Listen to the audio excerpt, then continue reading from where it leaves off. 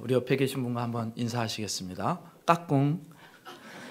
예, 너무 경직되어 있는 것 같아서 한 번 더 사랑하며 삽시다. 사랑하며 삽시다. 네, 감사합니다. 오늘 본문은 고난주간 셋째 날인 화요일에 성전에서 있었던 사건을 보여줍니다. 이날 성전에서는요, 예수님과 종교 지도자들 사이에 불꽃 튀는 논쟁이 있었습니다. 거기에 대제사장도 있었고요, 서기관도 있었고요, 장로들, 바리새인, 헤롯 왕, 사두개인, 당대 네로라 하는 종교 지도자들이 대거 동원됩니다. 이유는 하나예요. 당시 백성들의 인기와 지지를 한몸에 받고 있던 예수님의 제거, 이것이 저들의 목적이었습니다. 종교 지도자들은요, 상당히 민감하고 대답하기 어려운 그 곤혹스러운 질문을 통해서 예수님을 함정에 빠뜨리기 원했습니다. 거기 그냥 닫아 놓으세요. 닫아 놓으세요. 여기 껐으니까 괜찮을 거예요. 닫으세요, 그냥. 그 올리시고 닫으시면 됩니다. 세 차례의 논쟁이 있었어요. 권위 논쟁, 세금 논쟁, 부활 논쟁이 그거예요. 무슨 권위로 성전을 뒤집어 엎고 장사하는 사람들을 내쫓고 행패를 부리느냐? 가이사에게 세금을 바치는 것이 옳으냐 그르냐? 형사 취수 제도를 통해서 7형제 모두와 혼인한 한 여인은 나중에 부활하면 누구의 아내가 되느냐? 생각해보면 이렇게 대답해도 저렇게 대답해도 힘든 질문을 통해서 예수님께 덫을 놓은 거예요. 팽팽한 긴장이 흐르는 상황입니다. 말 한마디에 따라서요, 완전히 매장될 수가 있어요. 말 한마디에 따라서 궁지에 빠질 수도 있고요, 상대를 무너뜨릴 수도 있습니다. 근데 사실 이 논쟁에 참여했던 그 종교 지도자들이요, 서로 사이가 좋아서 연합한 게 아니에요. 평상시에는요, 으르렁거리고 싸우는 사람들입니다. 적대적인 사람들이에요. 근데 예수님께서 자신들의 권위와 기득권을 위협한다는 것을 느끼고 깨닫고 난 이후에요, 그 예수님을 죽이기 위해서 공격하는 일에는 서로 적대적이었던 그 사람들이 힘을 합친 것입니다. 당시 최고의 두뇌들이에요. 머리를 싸매고 치밀한 논리를 동원해가지고 철저하게 준비한 질문을 통해서 예수님을 넘어뜨리고 죽이려고 지금 계속해서 신경전을 벌이고 있는 겁니다. 그러니까 팽팽한 신경전, 긴장감, 예수님을 향한 살기, 돕기, 무거운 공기, 이런 분위기가 오늘 본문 직전까지 펼쳐졌던 그런 상황이에요. 그런데 그 종교 지도자들의 공격은요, 성공적이지 못했습니다. 예수님께서 단 몇 마디 말씀으로 저들의 모든 논리를 무력화시키는 거예요. 그야말로 촌철살인입니다. 예수님께서는 저들이 얼마나 성경과 하나님의 능력에 대해서 무지하고 또 얼마나 하나님을 신뢰하지 않는지, 얼마나 하나님을 불신하는지 적나라하게 다 까발려 보이십니다. 예수님을 잡으려던 그 종교 지도자들이요, 되레 대치기를 당하고 KOP를 당하는 거예요. 이 모습을 지켜보고 있던 군중들 가운데 서기관 한 명이 있어요. 당시 서기관은 어떤 사람이냐? 율법을 필사하는 사람입니다. 율법을 해석하는 사람입니다. 율법 학자예요. 구약 성경의 전문가라고 생각하시면 됩니다. 당대의 사회적 지위가요, 막강했던 사람이에요. 사람들이 존경합니다. 엄청난 권위를 갖고 있어요. 당시에요, 유대인의 전체 최고 의결 기관이 산헤드린 공회였는데 그 공회의 대부분을 바로 이 서기관 그룹이 장악하고 있을 정도로 대단한 사람들이었습니다. 그런데 그 서기관 그룹 중에 한 사람이 오늘 예수님과 종교 지도자들과의 논쟁을 유심히 지켜보다가 예수님께서 종교 지도자들을 압도하고 있다는 사실을 깨닫게 돼요. 야, 우리 예수님 대단하신데? 예수님의 말씀이 명확하고 본질을 꿰뚫고 있다고 느낀 겁니다. 한편으로는 놀라워하면서 한편으로는요, 존경심이 올라오는 거예요. 예수님의 승리를 보면서요, 지금까지 자신이 고민해왔던 신앙의 본질, 율법의 정신에 대해서 예수님께 질문해도 되겠다는 그런 생각을 갖습니다. 아, 예수님이시라면 내 고민을 해결해 주실 수 있겠다. 내 질문을 답해 주실 수 있겠다. 그래서 28절에 이렇게 오늘 본문이 시작됩니다. 서기관 중 한 사람이 그들이 변론하는 것을 듣고 예수께서 잘 대답하신 줄을 알고 나와 묻되 모든 계명 중에 첫째가 무엇이니까? 예수님, 모든 계명 중에 첫 번째 계명이 무엇입니까? 여기서 첫째 계명이라는 것은요, 가장 중요한 계명, 모든 계명을 다 떠받치고 있는 근본적인 계명, 핵심이 되는 계명이라는 뜻이에요. 그러니까 율법에서 가장 근본적이고 중요한 계명이 무엇입니까? 예수님 하고 지금 한 서기관이 예수님께 묻는 거예요. 구약에요, 계명의 개수를 세어봤더니, 저는 안 세어봤는데 이미 율법학자들이 세어봤어요. 613개의 율법이 있답니다. 248개는요 하라는 긍정적인 계명이에요. 365개는요 하지 말라는 부정적인 계명, 금지의 계명입니다. 그러니까 예수님 당시에 그 613개의 계명 가운데서 어떤 계명이 더 크고 중요한 계명인지에 대해서 논란이 많았대요. 당시 랍비들마다 다른 이야기를 하는 거예요. 통일된 의견이 없습니다. 그런 논쟁을 알고 있었고 자신도 답을 원했던 이 서기관은 예수님께 질문하면서 예수님께 답을, 지혜를 구하는 거예요. 그리고 그 예수님께서 이때 그 질문에 이렇게 말씀하세요. 29절 30절 함께 읽겠습니다. 시작. 예수께서 대답하시되 첫째는 이것이니 이스라엘아 들으라. 주 곧 우리 하나님은 유일한 주시라. 내 마음을 다하고 목숨을 다하고 뜻을 다하고 힘을 다하여 주 너의 하나님을 사랑하라 하신 것이요. 아멘. 첫째는 이것이다. 이스라엘아 들으라. 주 곧 우리 하나님은 유일한 주시라. 내 마음을 다하고 목숨을 다하고 뜻을 다하고 힘을 다하여 주 너의 하나님을 사랑하라. 이 말씀은요, 신명기 6장 4절부터 5절에 있는 말씀, 그 말씀을 예수님께서 그대로 가져와서 인용하신 것입니다. 특별히 이 말씀을 우리는 쉐마라고 불러요. 이 구절의 첫 단어가 들으라라는 히브리어 쉐마로 시작하기 때문에 그래요.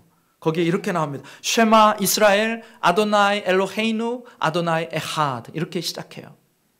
이 쉐마 본문은요, 유대인들이 너무 소중히 여긴 나머지 매일 아침과 저녁에 반복하며 암송했던 구절이에요.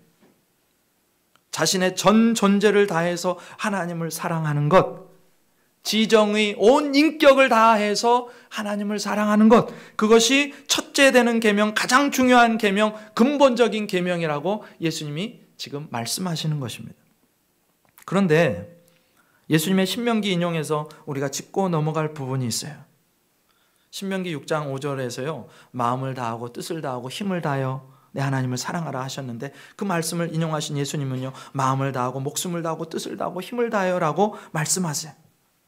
근데 쉐마 본문과 원어를 비교해 보면, 한글이 아니에요, 원어를 비교해 보면 예수님께서요 거기 쉐마에 쓰이지 않은 한 단어를 더 넣으셨어요. 어떤 단어를 넣으셨냐? 뜻이라고 번역된 헬라어 디아노이아스를 넣었어요. 이거는 생각 혹은 이해라는 뜻을 가지고 있습니다. 다른 단어는 쉐마 본문과 똑같은데 예수님이 이 단어를 추가하셨다는 거예요. 왜 그러셨을까요? 하나님을 사랑하는 계명에 있어서 인간의 생각, 인간의 이해, 인간의 지적인 측면을 강조하고 싶으신 거예요. 여러분, 지식이 없는 사랑은 제대로 된 사랑이 아닙니다. 참 사랑은요, 어디서부터 시작되느냐? 바른 지식에서부터 시작돼요. 하나님을 아는 지식이 있어야 돼요. 나를 아는 지식이 있어야 돼요. 하나님의 사랑을 먼저 알아야 됩니다. 하나님의 사랑을 깨달아야 돼요. 내가 어떤 존재였고 하나님께 어떤 사랑을 받았는지를 알아야 그 바른 지식 안에서 하나님을 진짜로 사랑할 수 있다는 것입니다. 세상 종교에서는요, 너가 신을 먼저 사랑하면 신이 너를 사랑할 거야, 그렇게 얘기를 합니다. 그러나 성경은 그게 불가능한 일이라고 말합니다. 인간이 하나님을 먼저 사랑한다, 인간이 신을 사랑한다, 그럴 수 없대요. 인간은요 이기적이에요. 인간은요 하나님을 대적해요. 인간은요 하나님 자질을 차지하려고 불순종해요.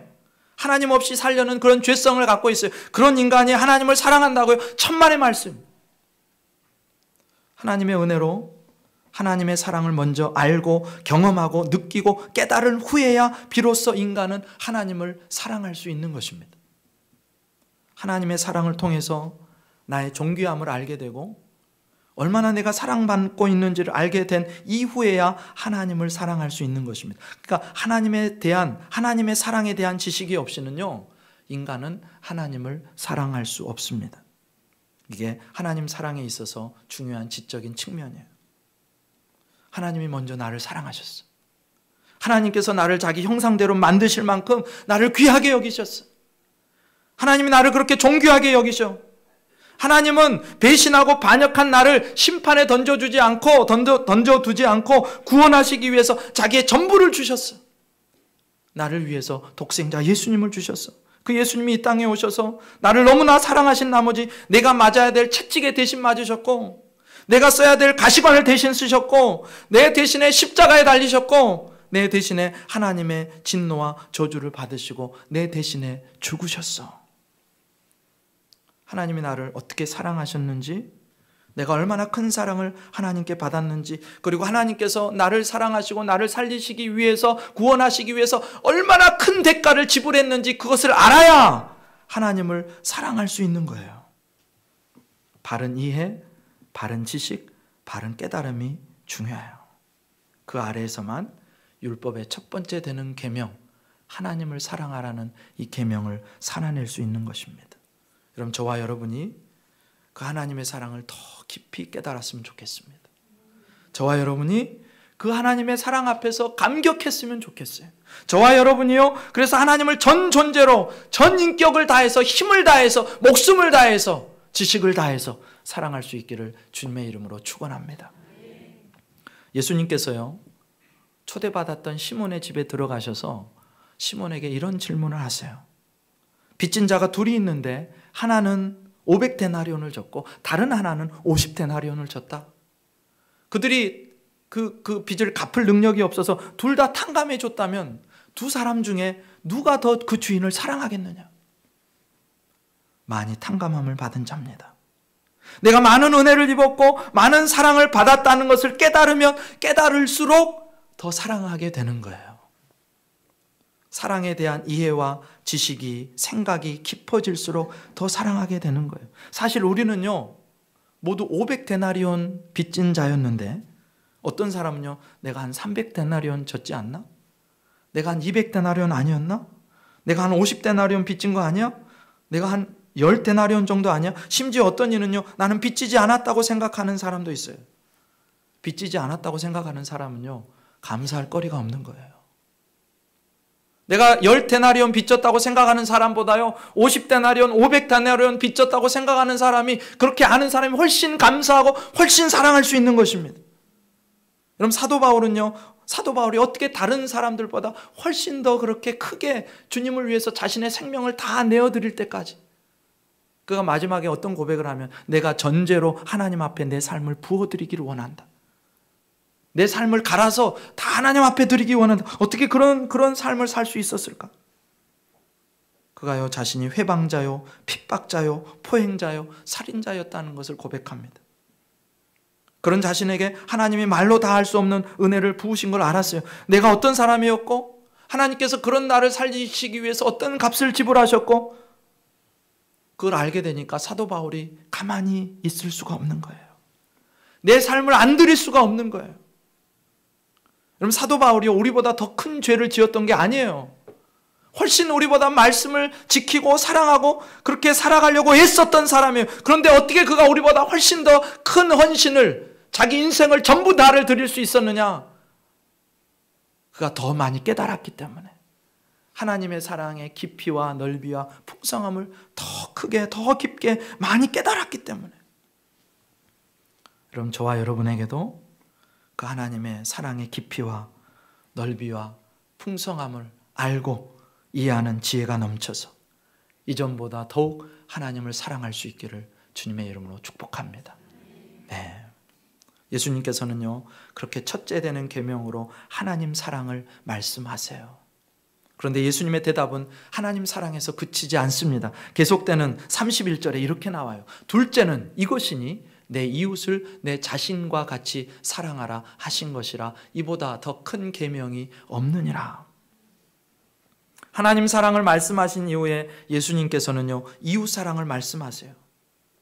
첫째, 둘째 이렇게 나와 있으니까 하나님 사랑은 더 중요하고 이웃 사랑은 덜 중요한가 보다라고 생각할 수 있지만 아니에요. 첫째, 둘째를 쓰신 이유가 뭐냐? 하나님 사랑과 이웃 사랑의 논리적인 순서에 따른 것뿐이지 하나님 사랑은 꼭 해야 되고 이웃 사랑은 하지 않아도 되는 그런 류의 것이 아니라는 얘기입니다. 하나님 사랑이 있고 그 다음에 이웃 사랑이 따라오게 된다는 거예요. 두 계명은요 서로 독립적인 계명이 아니라 연결된 계명이에요. 그래서 하나님 사랑하면요 이웃 사랑으로 가게 되어 있고요, 이웃 사랑을 통해서 하나님 사랑이 드러나게 되어 있습니다. 그러니까 하나님 사랑 없는 이웃 사랑 없고 이웃 사랑 없는 하나님 사랑 없어요. 그러면 어떻게 하나님 사랑과 이웃 사랑이 연결될까? 어떤 사람이요 하나님의 은혜로 자신의 상태가 얼마나 비참했었는지를 깨닫게 됩니다. 그런 나를 하나님이 얼마나 사랑하셨는지, 그래서 얼마나 큰 대가를 지불하셨는지 자기의 전부를 주신 사실을 깨닫게 돼요. 알게 돼요. 이해하게 돼요. 그 하나님의 넘치는 사랑이 이 사람에게 부어진 거예요. 그 사랑에 감격해서 하나님 앞에 목 놓아 울다가 하나님을 바라보기 시작합니다. 하나님을 사랑하기 시작해요. 그런데 그렇게 하나님을 뜨겁게 사랑하는 그 사람이요 어느 순간 하나님의 시선이 내 이웃을 향하고 있다는 사실을 발견하게 됩니다. 자신의 전부를 주시면서까지 나를 사랑하신 그 하나님이 바로 내 곁에 있는 그 이웃을 그렇게 전부를 다해서 사랑하고 계시는 것이 보여요. 그를 존귀하게 여기시고 그를 기뻐하신다는 사실을 깨닫게 됩니다. 예수님께서 바로 내 곁에 있는 이웃을 위해서, 내 바로 곁에 있는 이웃을 위해서 십자가를 지셨구나를 깨닫게 돼요. 그래서 어떻게 합니까? 사실 그전에는요 이웃에게 관심도 없어요. 내 이기적인 목적만을 위해서 이웃을 도구로 봅니다. 그런데 하나님의 사랑을 받고 하나님의 사랑이 심령에 부어지니까 하나님을 사랑하면서부터 능력이 오기 시작하는데 드디어 이웃이 보이기 시작하는 거예요. 이웃을 사랑할 힘도 능력도 실력도 없었던 내가 하나님의 사랑을 힘입어서 이웃을 사랑하기 시작하는 것입니다. 성령의 능력으로 사랑하기 시작해요. 그렇게 하나님 사랑과 이웃 사랑이 연결이 되는 겁니다. 요한일서 4장 19절부터 21절에 이렇게 말씀하세요. 우리가 사랑함은 그가 먼저 우리를 사랑하셨습니다.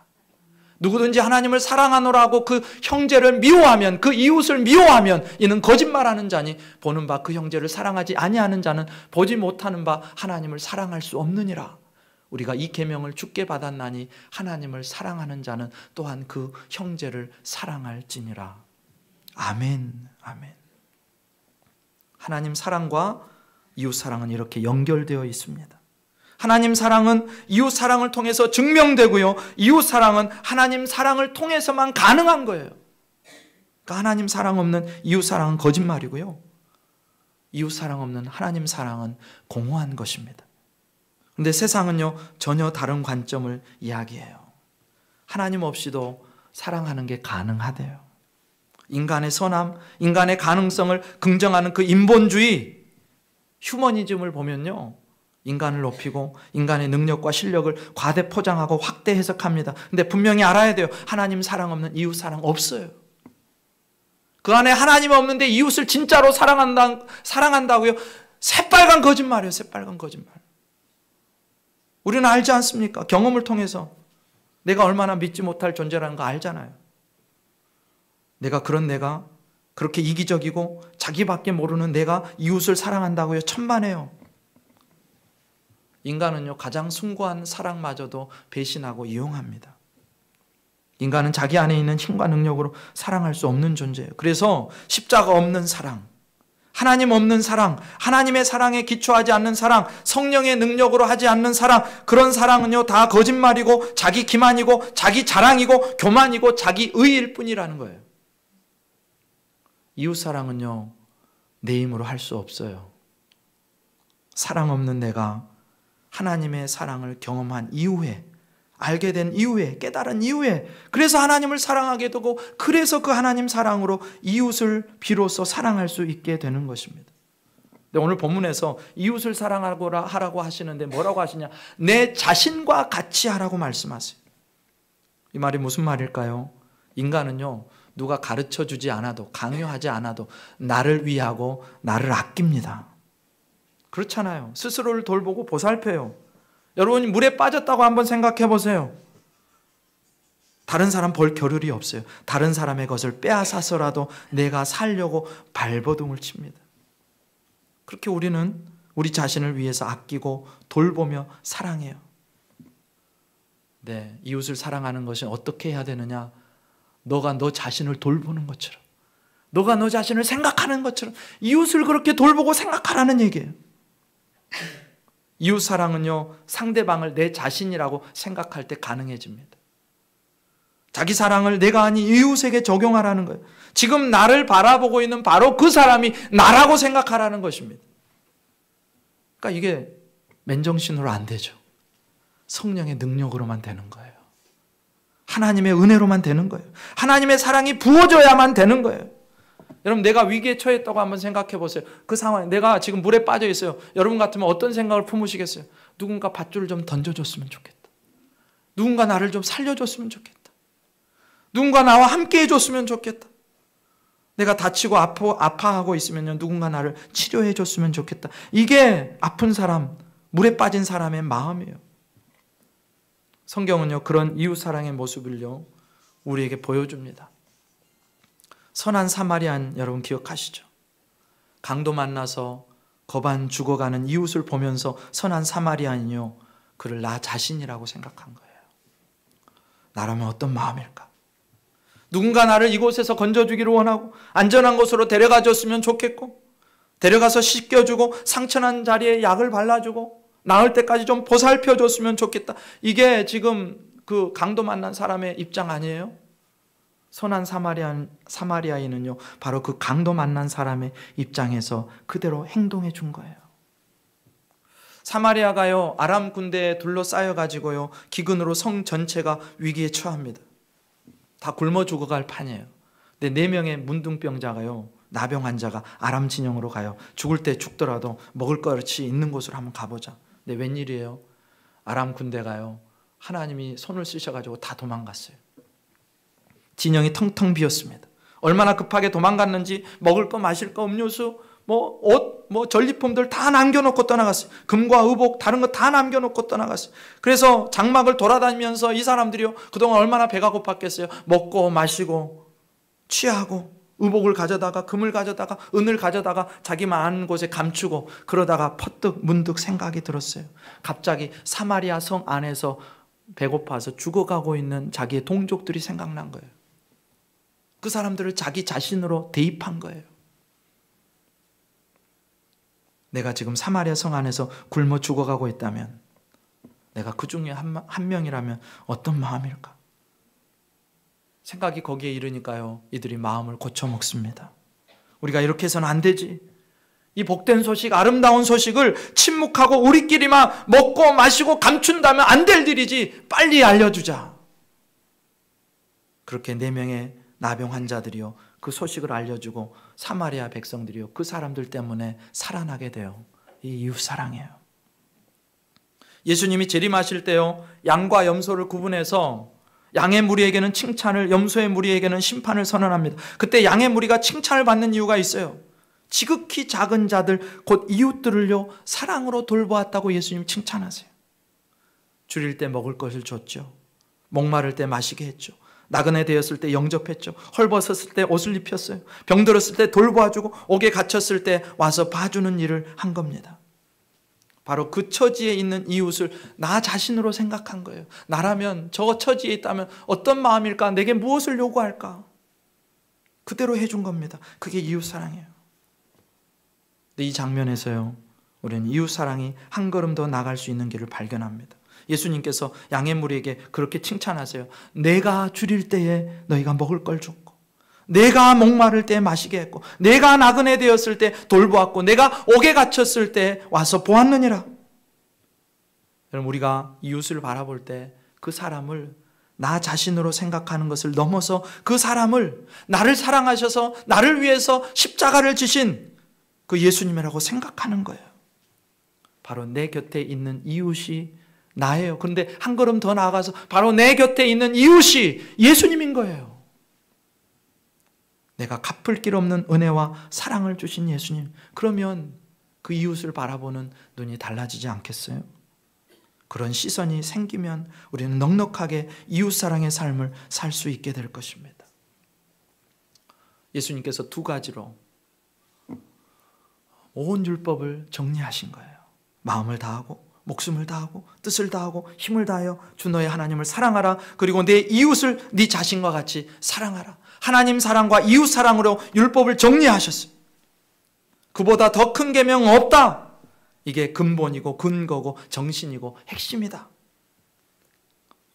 이 예수님의 말씀을 듣고 있던 서기관이 이렇게 대답합니다. 32절, 33절 같이 읽습니다. 시작. 서기관이 이르되 선생님이여 옳소이다. 하나님은 한 분이시요 그 외에 다른 이가 없다 하신 말씀이 참이니이다. 또 마음을 다하고 지혜를 다하고 힘을 다하여 하나님을 사랑하는 것과 또 이웃을 자기 자신과 같이 사랑하는 것이 전체로 드리는 모든 번제물과 기타 제물보다 나으니이다. 아멘. 아멘. 서기관이요 예수님의 말씀을 듣더니 무릎을 친 거예요. 맞습니다, 예수님. 구약의 전문가 이 서기관이 아마도 평상시에 율법을 연구하면서 어렴풋하게 율법의 본질이 뭔지를 짐작하고 있었을 거예요. 그런데 오늘 예수님의 말씀을 듣고 보니 그 어렴풋하게 보이던 진리가 명확하게 보이기 시작합니다. 사랑하는 성도 여러분, 예수님을 만나면요 흐릿하게 보이던 게 명확해지기 시작합니다. 그분의 말씀에 귀를 기울이기 시작하면요 진리가 드러나기 시작하고요 진리가 선명해지는 거예요. 서기관이요 예수님의 명쾌한 말씀을 들으면서 그동안 답답했던 마음, 체증 때문에 그 마음이 시원하지가 않았는데 이제 펑 뚫린 것 같은 기분이 된 겁니다.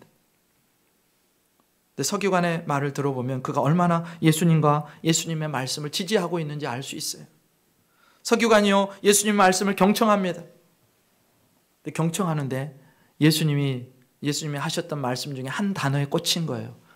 토라에는 나와 있지 않은데, 쉐마에는 나와 있지 않은데 예수님이 뜻이라는 단어를 말씀하셨거든요. 디아노이아스, 그걸 강조하시니까 그걸 기억해뒀다가요 지혜라는 말로 고쳐서 이야기를 합니다. 내가 예수님의 강조점을 듣고 이해했다는 거예요. 예수님 저 잘 듣고 있었습니다. 제가 이해했습니다. 저 잘했지요. 하나님 사랑에 있어서 바른 생각, 바른 지식, 바른 이해와 같은 그 지적인 면이 중요함을 강조하셨던 그 예수님의 말씀을 받아서 서기관은 하나님을 사랑하는데 모든 지혜, 이해, 깨달음을 동원해서 하나님을 사랑해야 한다고 반응한 거예요. 게다가 서기관이요 하나님 사랑과 이웃 사랑이 모든 번제물과 기타 제물보다 낫다고 이야기합니다.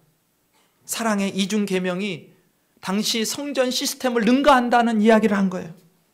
근데 이 말이요 엄청나게 파격적인 말이라는 거 아십니까? 물론 과거에 구약의 예언자들이요 회개를 선포하면서 순종이 제사보다 낫다. 하나님이 제사를 원하시는 게 아니라 하나님이 공평과 정의를 원하신다. 하나님이 너희의 인애를 원하신다. 그렇게 백성들을 깨웠어요. 근데 지금 서기관은요 그런 종류의 예언자가 아니에요. 성전 시스템에 기생하고 있는 종교 지도자들과 한 배를 타고 있는 사람이에요. 어떻게 해서든지요 예수님을 책잡고 예수님을 공경에 빠뜨리려고 하고 있는 그 서기관들과 한 무리예요. 한 편이에요. 그러니까 서기관이 편을 들려면 서기관 편을 들고 종교 지도자들 편을 들어야지 예수님 편을 들면 안 되는 상황이에요.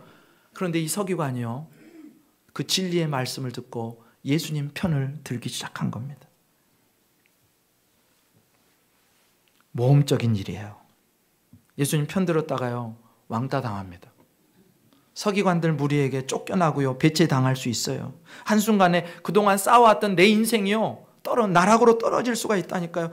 그런데 서기관은요 그 순간에 예수님을 지지해요. 예수님의 말씀을 지지해요. 예수님을 응원해요. 예수님 옳습니다. 맞습니다. 서기관은 최소한 자신이 옳다고 느끼는 바에 대해서 감추지 않고 그대로 표현할 줄 아는 정직한 사람이고 그리고 용기 있는 사람인 거예요. 잘못된 건 잘못됐다 시인할 줄 알고 바른 것은 바르다라고 말할 줄 아는 그런 용기 있는 사람. 그러니까 예수님이 보시니까 그런 서기관의 마음이 보이는 거예요. 그래서 예수님이 이 서기관을 칭찬하는데 34절에서 이렇게 말씀하세요. 예수께서 그가 지혜 있게 대답함을 보시고 지혜 있게 대답함을 보시고 너가 하나님의 나라에서 멀지 않도다 하시니 그 후에 감히 묻는 자가 없더라. 하나님 나라에서 네가 멀지 않구나, 하나님 나라에 네가 가깝구나, 그런 이야기입니다. 이 말이요 얼마나 칭찬인지는요 평상시에 예수님께서 서기관 그룹들을 향해서 했던 말과 비교해 보면 금방 알 수 있어요. 오늘 말씀 바로 뒷부분에도 예수님이 서기관들을 꾸짖는 장면이 나오는데 뭐라고 꾸짖느냐? 과부의 가산을 삼키고 외식으로 길게 기도하는 자들, 독소를 쏟아내세요. 근데 마태복음 23장에 가보면요 더 엄청난 독소를 쏟아내세요. 서기관들을 향해서. 여기 이렇게 나옵니다. 화 있을진저 외식하는 서기관들과 바리새인들이요, 너희는 교인 한 사람을 얻기 위하여 바다와 육지를 두루 다니다가 생기면 너희보다 배나 더 지옥 자식이 되게 하는도다. 그러니까 이 사람이요 지옥 자식이라는 거예요. 서기관이. 너희는 하나님 나라에 들어올 생각도 말라는 거예요. 이 나쁜 놈들. 예수님이 그렇게 서기관들을 향해서 진노하셨어요. 그러니까 오늘 이 서기관을 향해서 네가 하나님 나라에 멀지 않도다, 이 말이 얼마나 큰 칭찬인지 몰라요. 예수님께서는요 서기관의 정직과 용기 그리고 진리를 깨닫는 마음을 칭찬해 주세요. 물론 그렇다고 이 칭찬을 칭찬으로만 들을 수는 없습니다. 하나님 나라에 멀지 않다는 말은요 긍정적으로 보면 하나님 나라에 가깝다는 말이지만 동시에 좀 부정적인 시선으로 보면 아직 하나님 나라에 들어가지 못했다는 뜻이거든요. 가깝기는 한데 아직 그 나라에 못 들어간 거예요. 그러면 왜 예수님은 이렇게 말씀하셨을까?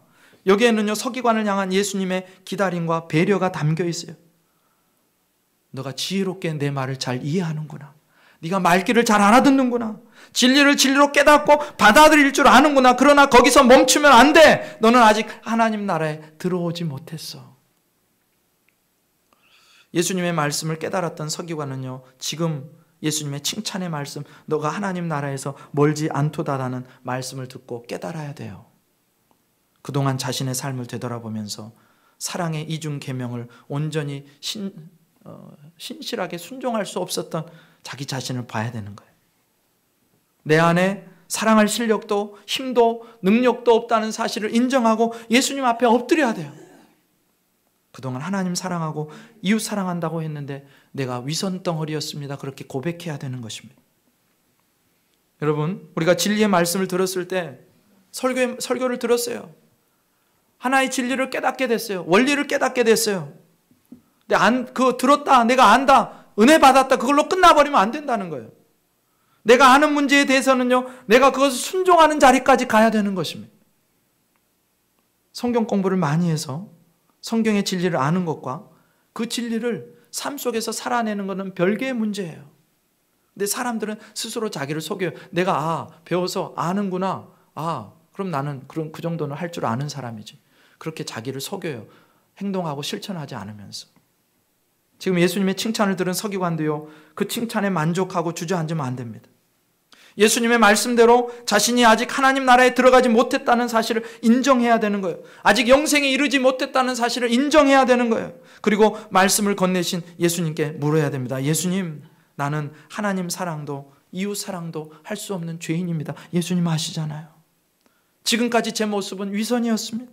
내가 어떻게 하나님 나라에 들어갈 수 있습니까? 내가 어떻게 하나님 사랑과 이웃 사랑의 이 이중계명을 실천하며 살 수 있습니까? 근데 방법은 하나뿐이죠. 지금까지의 삶을 통해서 하나님을 보여주시고 말씀을 전해주신 그 눈앞에 계신 예수님을 믿음으로 받아들이는 것뿐이에요. 길은 그것밖에 없어요.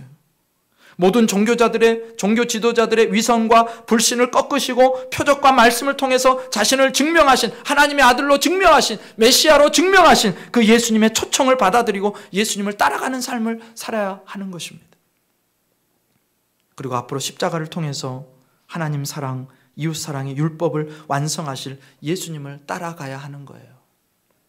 그때야 비로소 이 서기관은 자신이 깨달은 대로 하나님을 사랑하고 이웃을 사랑하는 삶을 살아갈 수 있을 겁니다.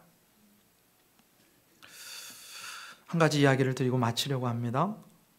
톰슨 선생과 테디라고 하는 학생의 이야기입니다. 이 톰슨 선생님은요, 초등학교 여교사였어요. 담임을 맡은 5학년 반 아이들 앞에 선 그녀가요, 학생들에게 이렇게 첫 마디를 건넵니다. 나는 너희 모두를 똑같이 사랑한단다. 네, 이 말은 곧 거짓이 돼요. 교탁 앞에 맨 앞줄 첫 줄에 구부리고 앉아있는 작은 남자아이 테디를 그렇게 대하지 못한 거예요. 이 선생님이 볼 때는요, 테디가요 다른 아이들과 어울리지를 못합니다. 옷도 단정하지 못해요. 얼마나 안 씻었는지 교탁 앞에 있는데 냄새가 나에게까지 계속해서 오는 거예요. 그 테디를 보면서 기분이 불쾌합니다. 그리고 테디가 낸 시험지에 큰 X 표시를 하고요, 그 위에 F, 우리말로 하면 빵점이라는 거예요. 그거를 써 넣으면서 즐겁기까지 한 그런 지경에 이르러요. 근데 어느 날 테디의 생활 기록부를 읽게 돼요. 그리고 미처 몰랐던 사실을 알게 됩니다. 테디의 1학년 담임 선생님이요 이렇게 써놨어요. 잘 웃고 밝은 아이임. 일을 깔끔하게 잘 마무리하고 예절이 바름. 하지만 가정 환경이 불우함. 2학년 담임 선생이 이렇게 썼어요. 반 친구들이 좋아하는 훌륭한 학생임. 어머니가 불치병을 앓고 있음. 가정 생활이 어려울 것으로 보임. 3학년 담임 선생님은 이렇게 써놨습니다. 다른 학생들에 비해서 뒤떨어짐. 어머니가 돌아가셔서 마음고생을 많이 함. 최선을 다하지만 아버지는 무관심함. 4학년 담임 선생이 이렇게 써놨어요. 내성적이고 학교에 관심이 없음. 이 아이에게는 미래가 없음. 아빠는 집을 나감. 현재 이모 집에서 구박받으며 살고 있음. 친구가 많지 않고 수업 시간에도 잠을 잠. 여기까지 읽은 톰슨 선생님이요 비로소 뭐가 문제였는지를 깨닫고 한없이 부끄러워하기 시작합니다. 그 순간부터요 톰슨 선생님이요 테디를 특별한 사랑으로 대하기 시작해요. 테디에게 뭐가 필요할까? 이 아이에게 진짜 필요한 게 뭘까? 스스로 테디의 자리에 가서 한번 서봅니다. 엄마가 없지요? 아빠가 집을 나가버렸죠? 이모 손에서 눈칫밥을 먹고 자라고 있는 그 테디에게 뭐가 필요할까? 아, 내가 엄마 역할을 해줘야겠다. 엄마처럼 테디에게요 사랑으로 공부를 가르치기 시작합니다. 다른 아이를 따라가지 못하니까 나머지 공부를 시켜요. 그때부터 어느 순간부터요 초점을 잃었던 테디의 눈빛이 살아나기 시작합니다. 크리스마스가 됐어요.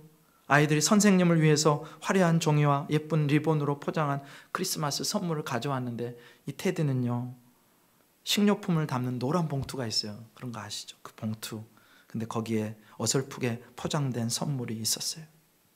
그래서 다른 선물들은 제쳐놓고요 톰슨 선생님이 이 테디가 가져온 선물 포장부터 뜯습니다. 알이 몇 개 빠진 가짜 다이아몬드 팔찌, 그리고 4분의 1 정도만 남은 향수병, 그게 나와요. 아이들이 그걸 보고요 몇몇이 웃음을 터뜨리기 시작했고 테디를 놀려대기 시작합니다. 근데 이 톰슨 선생님이요 팔찌를 차면서 정말 예쁘다, 정말 예쁘다. 향수를 손목에 조금 뿌리고요 너무 향기롭다. 아이들의 웃음이 잦아듭니다. 그러면서 이렇게 말합니다. 테디야 너무 고마워. 향수도 너무 냄새가 좋구나. 이 팔찌도 내 마음에 쏙 드는데. 그렇게 톰슨 선생님은요 엄마처럼 테디의 선물을 받고 즐거워해 줍니다. 테디가요 그날 방과 후에 남아서 이렇게 얘기를 했다 그래요. 선생님 제 선물이 마음에 드셨다니 너무 기뻐요. 하루 종일 선생님에게서 엄마 냄새가 났어요. 팔찌도 선생님에게 진짜 잘 어울려요. 아이들이 돌아간 이후에요 이 선생님이 한참을 울었답니다. 톰슨 선생님에게 그 순간이요 하나님의 사랑을 품은 참된 교사로 다시 태어나는 그런 회심의 순간이 되었다 그래요. 하나님의 눈으로 테디를 보고 하나님의 마음으로 사랑하게 해달라고 기도하기 시작합니다. 그리고 선생님의 관심과 사랑으로 학년이 끝날 때쯤 이 테디가요 다른 아이들만큼 지적인 그 학습 능력이 올라왔어요. 1년 후에 교무실 문 아래에서 테디가 쓴 쪽지를 발견합니다. 거기에는 그녀가 자기 평생 최고의 교사였다고 선생님이었다고 쓰여 있었습니다. 테디가 졸업을 했어요. 선생님이 이제 어느 순간에 테디를 잊어버렸어요. 근데 6년이 흘렀는데 어느 날 테디에게서 편지 한 통을 받습니다. 사랑하는 톰슨 선생님께 제가 고등학교를 졸업한다는 소식을 선생님께 제일 먼저 알려드리고 싶었어요. 제가 2등으로 졸업하게 됐습니다. 사랑하는 제자 테디. 4년이 더 흘러서요, 또 한 통의 편지가 옵니다. 대학을 제가 1등으로 졸업한다는 소식을 가장 먼저 선생님께 알려드리고 싶었어요. 대학 생활은 쉽지 않았지만 그래도 선생님 때문에 잘 감당할 수 있었어요. 이 편지에는요, 대학 졸업 후에 공부를 더 하기로 마음먹었다는 그런 내용이 쓰여져 있었습니다. 어느 날 또 편지 한 통이 왔어요. 선생님, 제가 의학 박사가 됐다는 사실을 선생님에게 가장 먼저 알려드리고 싶었어요. 그리고 편지에는 닥터 테디 스토다드라고 쓰여져 있었습니다. 그의 봄에 또 한 통의 편지를 받습니다. 선생님, 제가 한 여자를 만나 결혼하게 됐어요. 아버지는 몇 년 전에 돌아가셨습니다. 선생님께서 제 어머니의 자리에 앉아주셨으면 합니다. 톰슨 선생님은요, 기꺼이 좋다고 화답했어요. 결혼식 날이 됐습니다. 톰슨 선생님은요, 예전에 테디가 선물했던 그 가짜 다이아몬드 몇 개가 알이 빠진 그 팔찌를 차고, 테디가 어머니와 함께 보낸 그 마지막 크리스마스에 어머니가 뿌렸다던 그 향수를 뿌리고 그 결혼식에 가요. 테디가 이렇게 말합니다. 선생님, 절 사랑해 주셔서 감사합니다. 제가 중요한 사람이라고 생각할 수 있게 해주셔서 감사해요. 그리고 제가 훌륭한 일을 해낼 수 있다는 걸 알게 해주셔서 감사해요. 제가 그렇게 목말랐던 엄마의 사랑을 느끼게 해주셔서 감사합니다. 그때 톰슨 선생님이요, 눈물을 흘리면서 말했답니다. 테디야, 너가 잘못 알고 있구나. 내가 훌륭한 일을 해낼 수 있다는 걸 알려준 사람은 바로 너란다. 널 만나기 전까지는 사랑하는 법도 가르치는 법도 제대로 몰랐거든. 너가 나의 은인이야. 사랑하는 성도 여러분, 우리 모두는 하나님을 사랑하고 이웃을 사랑하는 자리로 초청받았습니다. 깨닫게 하셨다면 살게 하기 위함입니다. 그 전에 우리는요, 그럴 능력이 없었어요. 그럴 실력도 마음도 없었어요. 근데 십자가를 만난 거예요. 율법을 향하신, 율법을 완성하신 예수님을 만나게 된 거예요. 그 사랑을 받은 자로서 이제 우리는 드디어 사랑할 수 있는 자리에 서게 되었습니다. 그래서요, 하나님께 구하십시오. 하나님, 예수님을 통해서 내게 부어주신 그 사랑, 내게 이미 넘치도록 부어주셨는데 내가 깨닫게 하시고 그렇게 하나님을 사랑하게 하시고 내 이웃을 사랑할 수 있도록 은혜를 달라고 기도하시고, 그 하나님 사랑과 이웃 사랑의 이중 계명을 살아내시는 저와 여러분 되시기를 주님의 이름으로 축원합니다.